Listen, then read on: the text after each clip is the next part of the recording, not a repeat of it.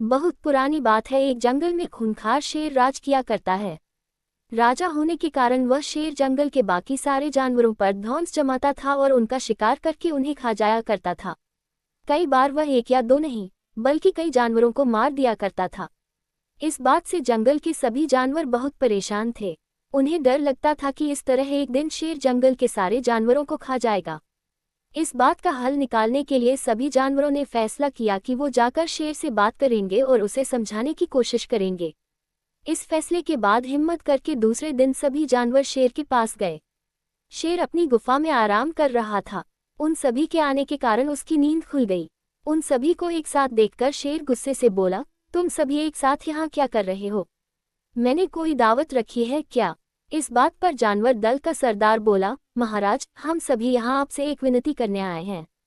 दरअसल आप जब भी शिकार पर निकलते हैं तो एक साथ कई जानवर मार देते हैं, जिनमें से कई को आप खा भी नहीं पाते। आपके ऐसा करने से हमारी संख्या कम होती जा रही है और आपकी प्रजा छोटी होती जा रही है। अगर यूं ही चलता रहा तो एक दिन आपके राज्य में एक भी जानवर नहीं बचेगा और जब प्रजा ही नहीं होगी तो राजा भला किस पर राज करेगा? इसलिए आपको सदैव अपना राजा बनाए रखने के लिए हमने आपके भोजन का इंतजाम करने के लिए योजना बनाई है। हमारा सुझाव यह है कि आप शिकार पर न निकला करें, बल्कि हम खुद रोज एक जानवर आपकी गुफा में भेज दिया करेंगे। इस तरह रोज आपका भोजन भी हो जाएगा, आपको मेहनत भी नहीं करनी पड़ेगी और आपकी प्रजा को भी राहत रहेगी। शेर को जानवरों की योजना सही लगी और उसने कहा, ठीक है, मुझे तुम्हारा सुझाव मंजूर है, लेकिन एक बात का ध्यान रखना। अगर किसी दिन मेरा भोजन आने में देर हुई या भोजन कम आया तो मैं जितने चाहूं उतने जानवरों को मार डालूंगा।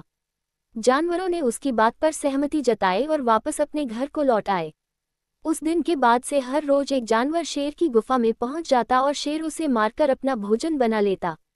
यूं ही चलते चलते एक दिन खरगोश की बारी आई। वह बहुत छोटा था लेकिन चतुर भी था। उसने सोचा कि रोज शेर के हाथों एक जानवर मारा जाता है, ये तो गलत है। इस परेशानी का समाधान करने के लिए कोई चाल चलनी पड़ेगी। तभी उसके दिमाग में एक आइडिया आया। वह धीरे धीरे घूमता फिरता शेर की गुफा तक पहुंचा। वहां पहुंचकर उसने देखा कि शेर गुस्से से आग बबूला हो रखा है। शेर ने जैसे ही खरगोश को देखा उसका गुस्सा बढ़ गया और वह दहाड़ कर बोला, तुम जरा से खरगोश मेरा पेट भरने आए हो और ऊपर से इतनी देरी से आए हो। पता है मुझे कितनी जोर से भूख लगी है। कहाँ मर गए थे और तुमसे मेरा पेट कैसे भरेगा? शेर को तिमिलाया हुआ देख खरगोश बोला, महाराज, मैं आपकी सेवा में अकेला नहीं आ रहा था, बल्कि मेरे साथ मेरे 5 साथी और भी थे। लेकिन मगर महाराज, रास्ते में हमें एक और शेर मिल गया जो हमें खाने की जिद करने लगा। वह मेरे साथियों को मारकर खा गया। मैं किसी तरह अपनी जान बचाकर यहाँ आया हूँ। ये सुनकर शेर और ज्यादा गुस्सा हो गया। वह बोला, एक और शेर? कौन है वह और मेरे जंगल में क्या कर रहा है? खरगोश ने कहा, महाराज, वह बहुत बड़ा शेर है और जब मैंने उससे कहा कि तुम हमारे महाराज का भोजन खा रहे हो तो वह बोला, आज से मैं तुम्हारा महाराज हूँ और मेरे अलावा इस जंगल में कोई और शेर नहीं रह सकता। मैं सबको मार डालूंगा। फिर आपको लड़ाई के लिए ललकारने के लिए उसने मुझे यहाँ भेज दिया।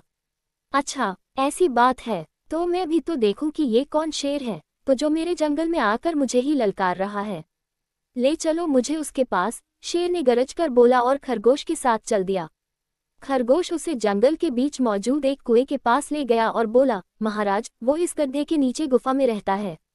आपको आता देख शायद वह अंदर घुस गया। दूसरे शेर को देखने के लिए जैसे ही शेर ने कुएं में झांका तो उसे अपनी परछाई दिखी और उसने समझा कि वह दूसरा शेर है। इसके बाद उसने दूसरे शेर को ललकारने के लिए जब दहाड़ मारी तो उसी की दहाड़ गूंज कर उसे सुनाई दी, लेकिन उसे लगा कि वह दूसरा शेर भी उसे ललकार रहा है। बस इतने में शेर को गुस्सा आया और उसने कुएं में छलांग लगा दी। छलांग लगाते ही शेर कुएं की दीवार से टकराया और पानी में गिरकर मर गया। ये खबर जब जंगल के बाकी जानवरों को मिली तो सारे बहुत खुश हुए और खरगोश की जय जयकार करने लगे। कहानी से सीख। बच्चों, इस कहानी से हमें ये सीख मिलती है कि मुश्किल से मुश्किल परिस्थिति में भी दिमाग शांत रखने से हर कठिनाई को आसानी से सुलझाया जा सकता है।